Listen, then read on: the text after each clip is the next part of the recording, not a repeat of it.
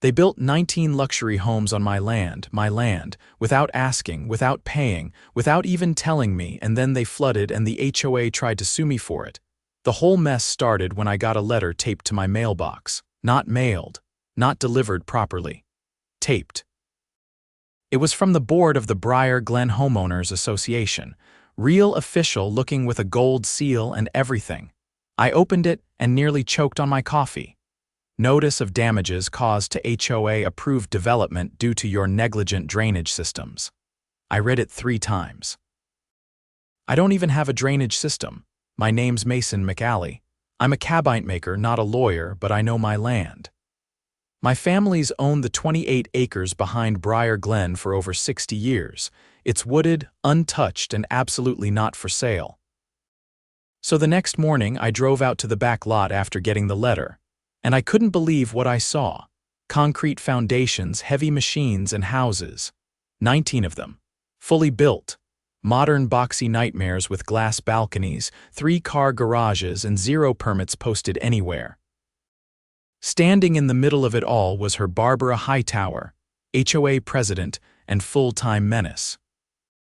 Platinum bob haircut, oversized sunglasses, and the kind of smug posture that screams, "I call the cops on kids selling lemonade."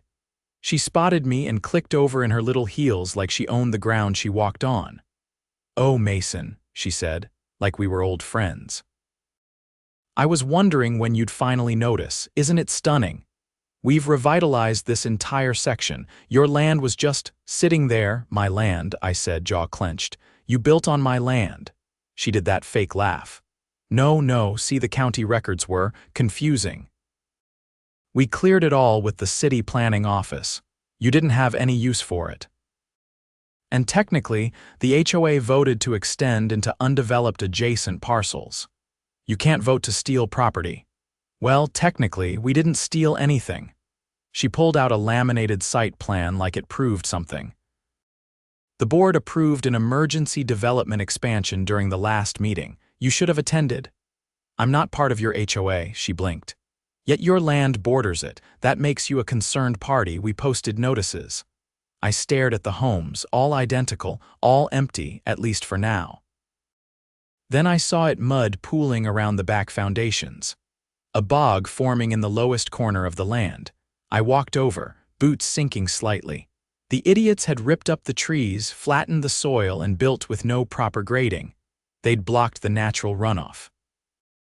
And now the whole development was slowly drowning. "You built luxury homes in a floodplain," I said. "And now you're blaming me." Barbara's smile vanished. "You'll be hearing from our attorney," she snapped. I pointed to the survey stake still visible near the edge of the woods. "You're gonna wish you'd hired a real one first." She turned and stormed off, heels clicking. I didn't waste time. I drove straight to the county land office, asked for the records, and just as I knew, they confirmed it. The land was still legally mine. No sale, no easement, no transfer. The HOA had built on private property. But that wasn't even the craziest part. When I asked who signed the construction permits, the clerk frowned. "There aren't any permits on file for a new development in Briar Glen," she said. I felt the heat rise in my chest. "So they built all of this illegally," she nodded slowly. "Looks that way." I walked out of there with copies of everything. Deed, parcel map, permit logs. If Barbara Hightower thought she could bully me into silence, she had no idea who she was messing with. I parked my truck outside the sheriff's office just after noon. The temperature had climbed, and the sky was that kind of overcast that made everything feel like it was holding its breath. I walked in with a manila envelope under my arm and a very specific goal. Get someone to take this seriously before the HOA buried me in fake lawsuits and fabricated documents. Deputy Carson was behind the desk, leaning back with a half-eaten sandwich in one hand and a folder in the other. His eyes lit up when he saw me. "Mason, haven't seen you in a while. That bad batch of coyotes back again." "Worse," I said, dropping the envelope on the counter. 19 houses worse. He gave me a look, then opened the envelope and started flipping through the documents. The aerial survey map got his attention. Wait a second, these are new builds, that's Briar Glen, isn't it? Not exactly, I said. That's my land. The HOA built over the property line, no permits, no sale, no authorization. And now they're claiming I'm responsible for the flooding. Carson's eyebrows climbed. He reached for the desk phone. You're saying the whole development's on your parcel? Every square foot of it, I said, and I've got the records to prove it. County Land Office confirmed everything this morning. He covered the receiver and asked, You talked to anyone over there yet? Barbara Hightower was on site. She acted like she had every right to be there. Showed me a site plan printed at Kinko's and said I should have attended an HOA meeting. Carson didn't laugh. He finished dialing. Yeah, this is Deputy Carson. I need someone from code enforcement down to the sheriff's office. We've got a serious property dispute involving illegal construction. He hung up and looked at me. You want to press charges? I want this stopped before they try to sell those houses, and I want whoever approved this held accountable. Carson nodded. You might want to get a lawyer. This is gonna get ugly. I already had someone in mind. That night I called Becca Langston, a land use attorney who went to high school with my older cousin. Last I heard, she'd been working cases against shady developers in 3 counties. She picked up on the second ring. Becca, it's Mason McAlley. I've got something that might interest you. By the time I laid out the situation, she was already pulling up the county GIS system. They built 19 homes without permits, she asked, on land I never sold. And they're trying to hold me liable for drainage problems they caused. You're lucky they haven't filed an easement claim yet. I'd bet they're trying to fabricate one as we speak. What can I do? Don't say another word to Hightower or anyone on that board. I'll file a temporary injunction first thing in the morning. If they try to move occupants in, we'll hit them with trespassing and real estate fraud. The next day, Becca and I met at the county courthouse. She was sharp, wore a gray blazer, and carried a laptop bag stuffed with legal folders and case law. We filed for the injunction, then marched straight across the street to the Planning Commission. The receptionist there looked like she'd rather be anywhere else. But when Becca introduced herself and requested the development review records for Briar Glen's new builds, the woman's posture changed. There haven't been any new developments approved in that area, she said, tapping on her keyboard. Last permit issued for Briar Glen was for a backyard patio 3 years ago. Becca gave a tight nod. Then we'll need a full copy of the zoning maps and any communications from the HOA to your office in the last 6 months. The woman hesitated. There was a letter, a request to annex adjacent lots. It didn't go anywhere, we never responded. Do you have a copy of it? I asked. She disappeared into a back room and returned 10 minutes later with a wrinkled letter printed on faux parchment paper and stamped with the HOA's gold seal. It was addressed to a planning official who had retired 2 years ago. The letter claimed the HOA had voted to absorb surrounding unutilized parcels to promote neighborhood cohesion. Becca scanned it. This is nothing. It's not a legal instrument. They were fishing for a rubber stamp and never got one. I took a photo of it.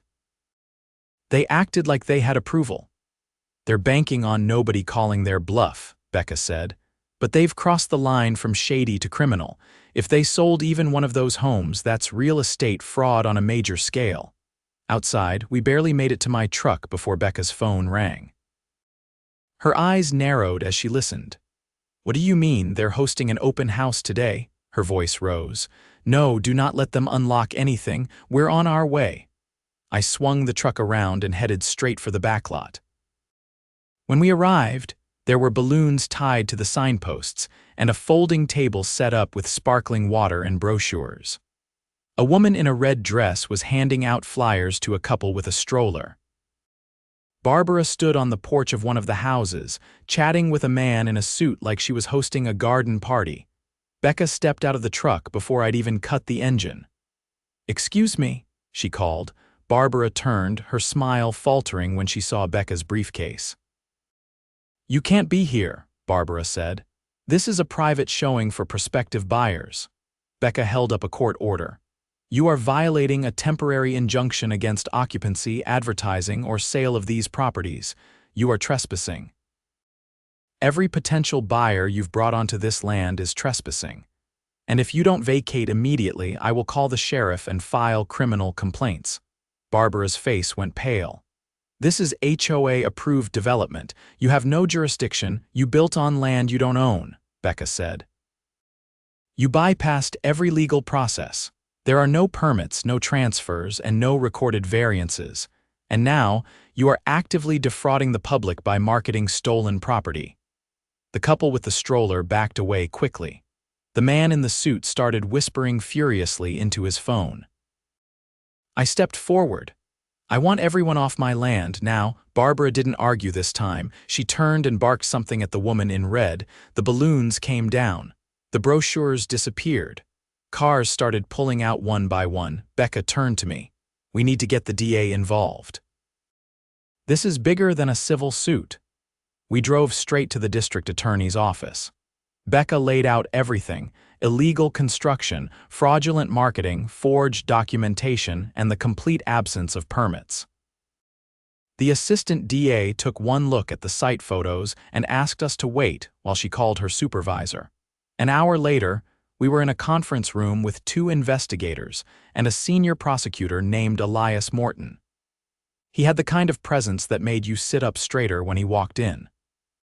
You're telling me the HOA fabricated a land annexation and built nearly 20 homes on property that doesn't belong to them? He asked. Yes, Becca said. And they've already listed several of the homes online. They're attempting to sell assets they have no legal claim to. Morton looked at me. You want to press criminal charges? I want them held accountable, I said. They thought they could steamroll me. They gambled with other people's money and now they want me to take the fall for their mistakes. He tapped a pen against the table. All right, we'll open a formal investigation. If what you're saying checks out, we're looking at grand theft real estate, wire fraud, and conspiracy to commit fraud. I left the courthouse that day with a signed affidavit and a growing list of names: contractors, board members, and realtors tied to the scheme. Becca filed a cease and desist to lock down any further construction, and the sheriff's office sent 2 deputies to post notices on every house. Barbara hadn't just built without permission. She'd built an empire on a foundation of lies. And now the whole thing was about to collapse, one affidavit, one warrant, and one court hearing at a time.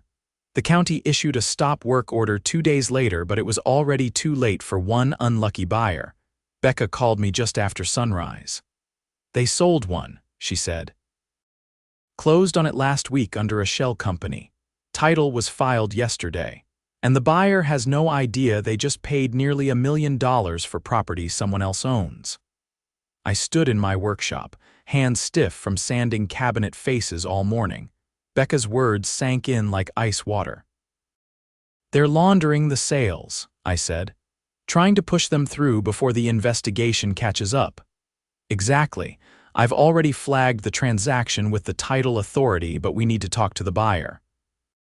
If they move in, it complicates everything. I grabbed my keys and headed for the truck. Send me the address, I'll meet you there.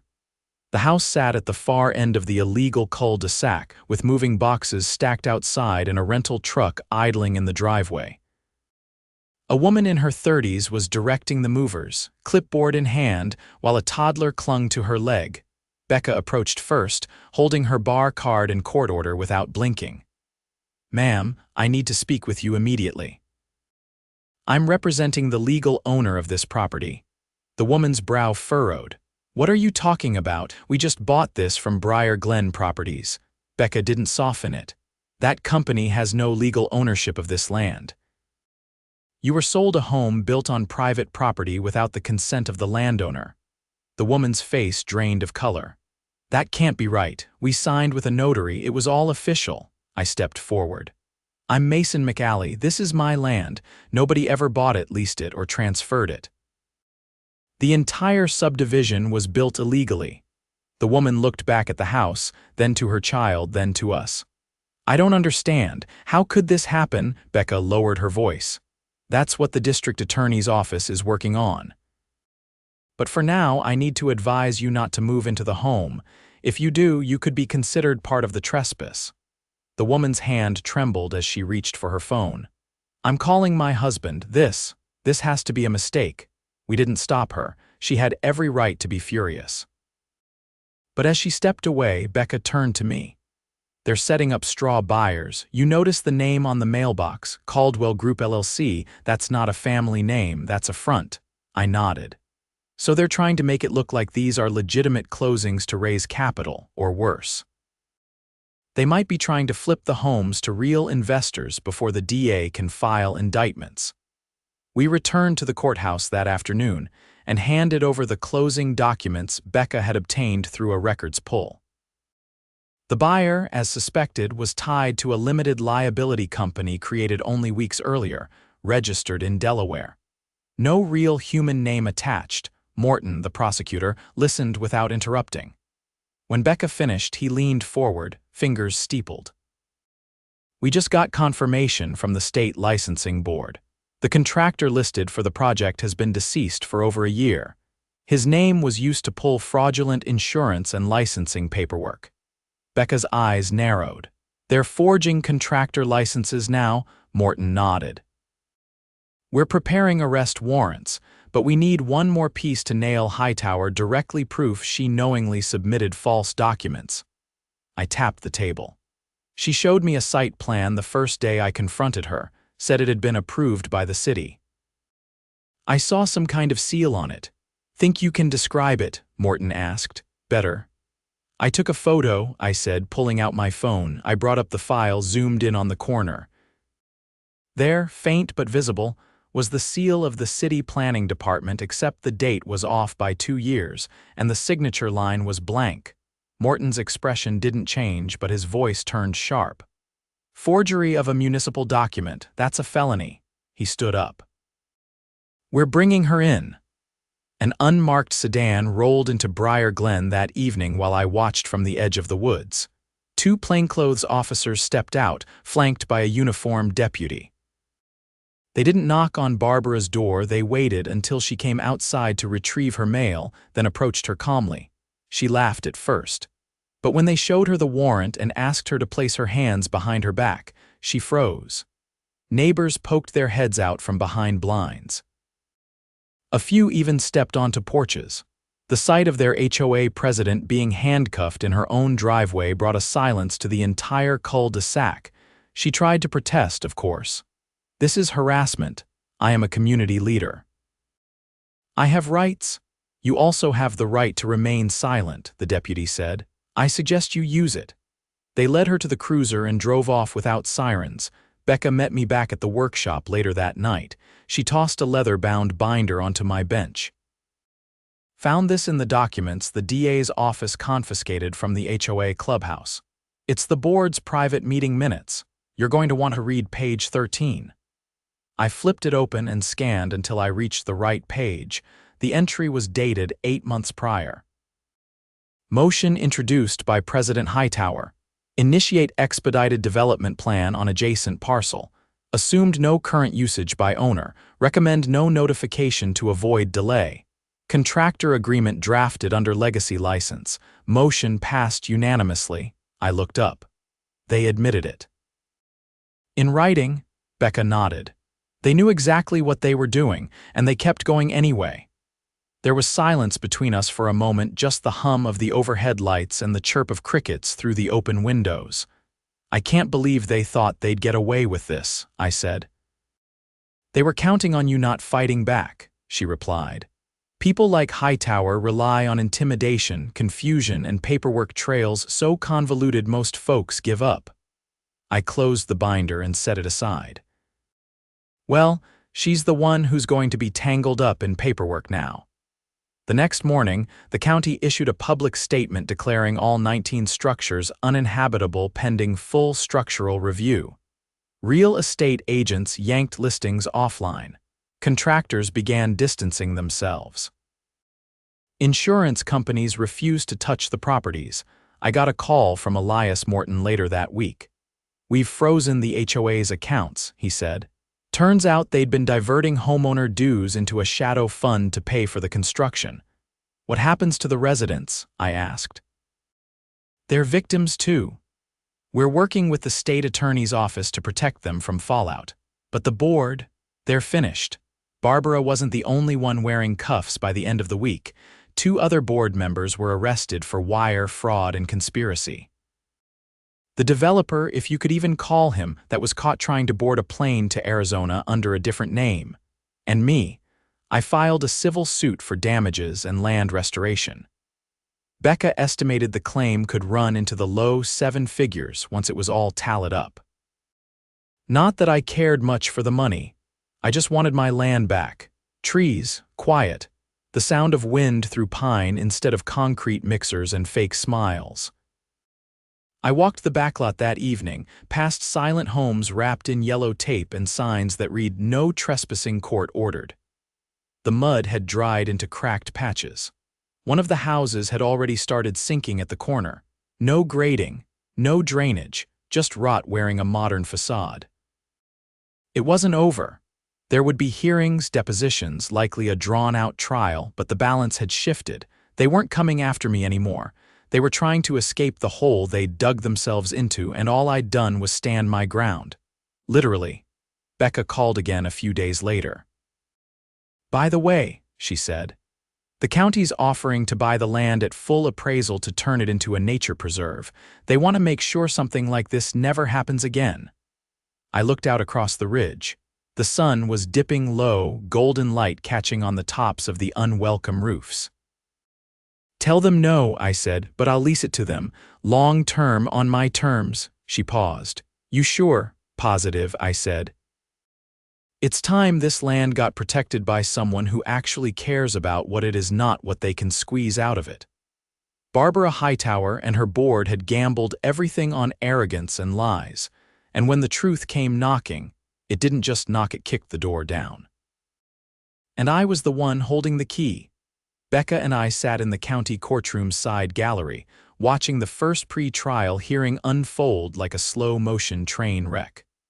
Barbara was there, her signature platinum hair now dulled and pinned back, her posture more wilted than defiant. She sat beside a defense attorney who looked like he regretted every second of his retainer. 2 other former board members flanked her, both stone-faced as the charges were read aloud. The judge, a brusque man with a clipped tone and a reputation for not tolerating nonsense, flipped through the prosecution's binder. "Let me get this straight," he said, peering over his glasses. The defendants submitted false documentation to city officials, forged a contractor's license belonging to a deceased individual, illegally constructed homes on private property, and attempted to sell those homes through a shell company. And now you're asking for bail on the grounds that they're pillars of the community. Barbara's attorney cleared his throat and tried to respond, but the judge cut him off. Bail is denied. They're a flight risk and have already shown a willingness to falsify legal records. We'll reconvene in 2 weeks for the formal arraignment. The gavel came down with a sharp crack. Barbara didn't cry, didn't shout, she just stared ahead, like she was finally realizing this wasn't going to be solved with a strongly worded letter or a committee vote. Outside, Becca leaned against the railing of the courthouse steps, flipping through a folder. The DA's office just handed over the internal communications they subpoenaed from the HOA's email server. "You're going to want to read this one." She passed me a printed email labeled "Confidential, do not forward." It was from Barbara to the rest of the board, dated 9 months ago, and it was blunt. "If we wait for permits, we lose the window. McAlley's land is underutilized and he hasn't developed it in decades. If anyone asks, we'll say we assumed it was jointly owned under the HOA umbrella. By the time he notices, it'll be too late to unwind." I handed it back, jaw tight. She knew exactly what she was doing. This wasn't an accident. "It was a calculated land grab," Becca nodded, "which makes this next part easier."